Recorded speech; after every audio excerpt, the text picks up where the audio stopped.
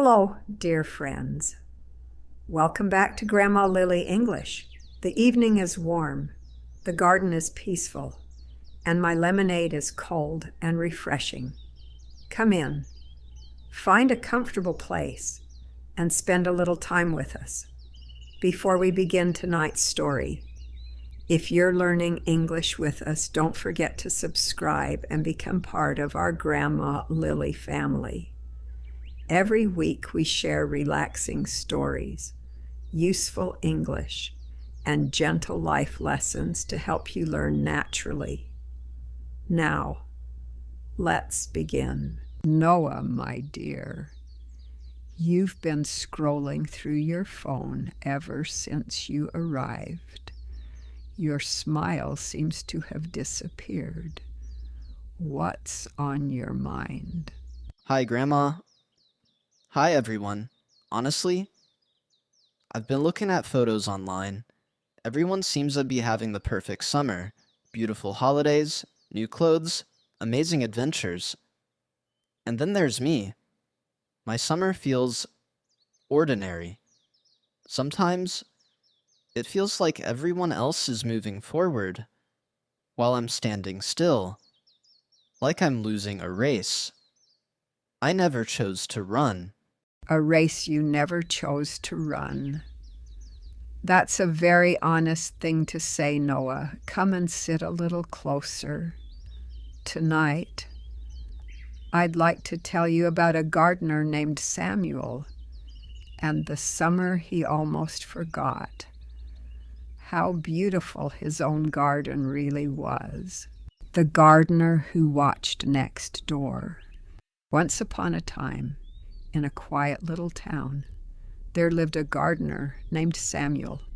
His garden wasn't large, it wasn't famous, but it was healthy, full of tomatoes, fresh herbs, and colorful flowers.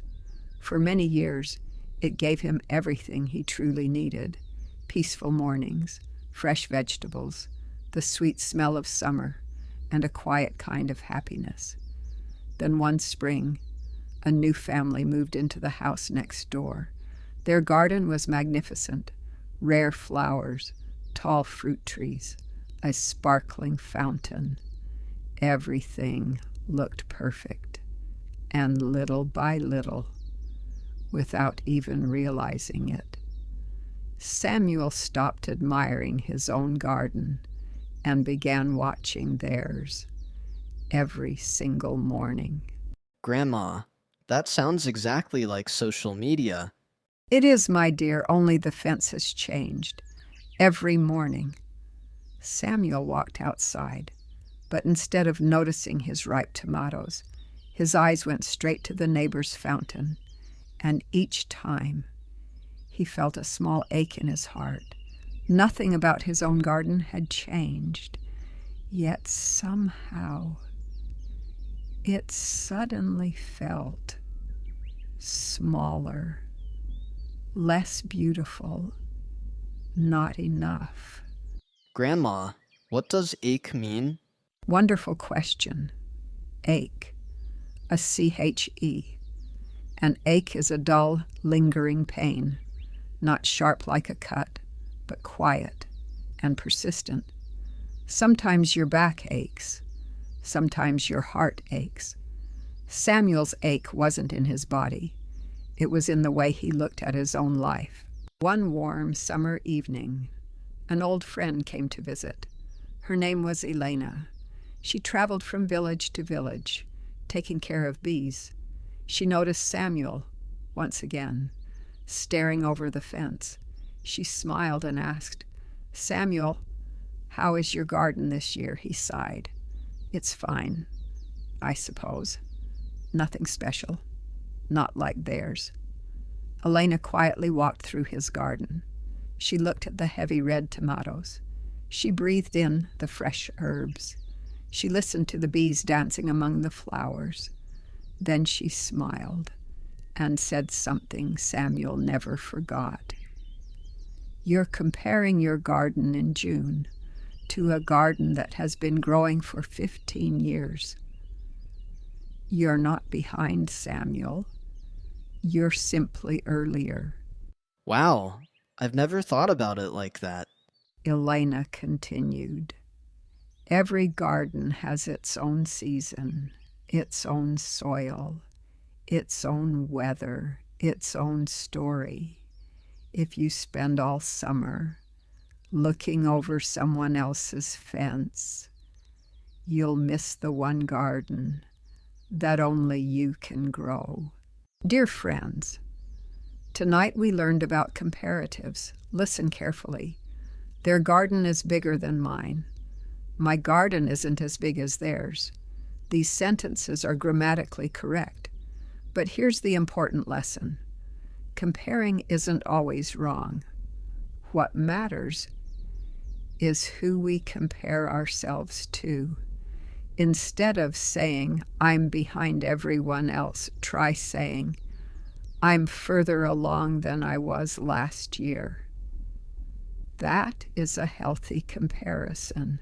So, instead of comparing myself to strangers online, I should compare myself to the person I was yesterday. Exactly, Noah. That's the only comparison. That helps us grow. After that conversation, Samuel changed one small habit. Every evening, instead of looking at the neighbor's fountain, he looked at his own tomatoes. He noticed how much they had grown. He noticed the bees visiting his flowers. He noticed his own quiet progress.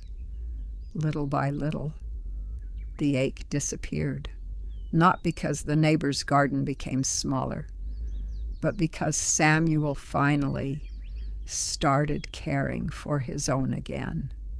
His garden hadn't changed. Samuel had. So, it's not that other people's lives are perfect. I'm only seeing their highlights, not the years of hard work behind them. Maybe I've been looking over the fence for too long.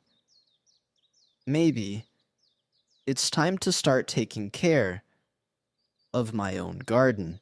I think that's a wonderful place to begin, my dear. Your season is already here.